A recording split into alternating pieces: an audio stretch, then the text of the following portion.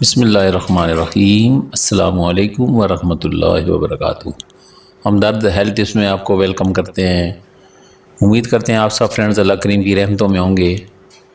آج کی اس نئی ویڈیو میں ہم ملٹھی سے متعلق معلومات لے کر حاضر ہوئے ہیں۔ قدیم عرب لوگوں کی لمبی عمر کا راز ملٹھی کا استعمال ہے۔ آپ بھی استعمال کریں اور اپنی عمر میں اضافہ کریں۔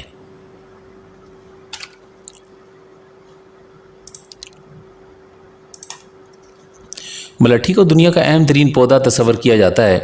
یہ مٹر کے خاندان سے تعلق رکھتا ہے۔ انگریزی میں اسے لیکورائزز سویٹ ووڈ کہتے ہیں۔ ملٹھی عرب، ترکستان اور افغانستان میں عام پائی جاتی ہے۔ پاکستان میں صوبہ بلوچستان اور چترال کے علاقوں میں قدرتی طور پر پائی جاتی ہے، جبکہ بیشتر ممالک مثلاً عراق، اسپین، یونان، چین اور اٹلی میں بڑے پیمانے پر تجارت کے لیے کاشت کی جاتی ہے۔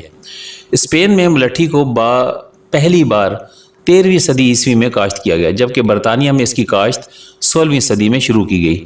قدیم زمانے ہی سے ملٹھی کو استعمال کیا جا رہا ہے۔ روم کی تاریخ سے معلوم ہوتا ہے کہ 4 صدی میں ملٹھی کو بطور دوا استعمال کیا جاتا تھا، اور کہا جاتا تھا کہ اس کی جڑ پیاس کو ختم کرنے میں جادوئی تاثیر رکھتی ہے، اور اس کی جڑ چوسنے کے بعد انسان بغیر پانی کے 12 دن تک زندہ رہ سکتا ہے۔ ارسطو بھی ملٹھی کی جڑ کو پیاس ختم کرنے اور شوگر میں مفید بیان کرتا ہے۔ قدیم چینی علم ادویہ میں بھی ملٹھی کو پیاس، کھانسی، بخار میں استعمال کیا جاتا تھا، اور اس کا مسلسل استعمال عمر میں اضافے کا باعث سمجھا جاتا ہے۔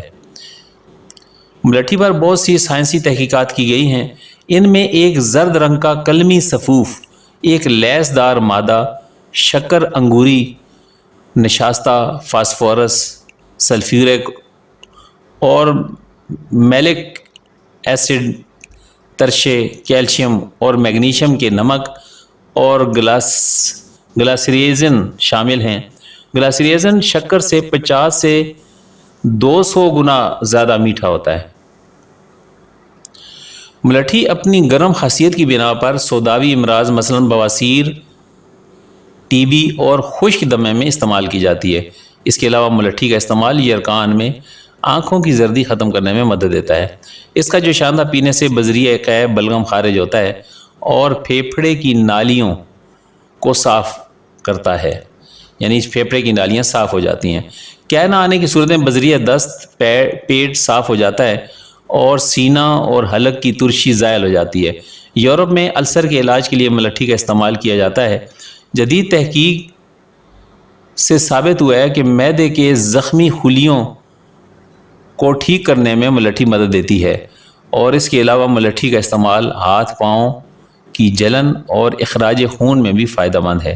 نیز ٹی بی، ورم اور پتے کی پتھری کے لیے بہترین ہے۔ یہ تھا ملٹھی کا مختصر سا تعارف۔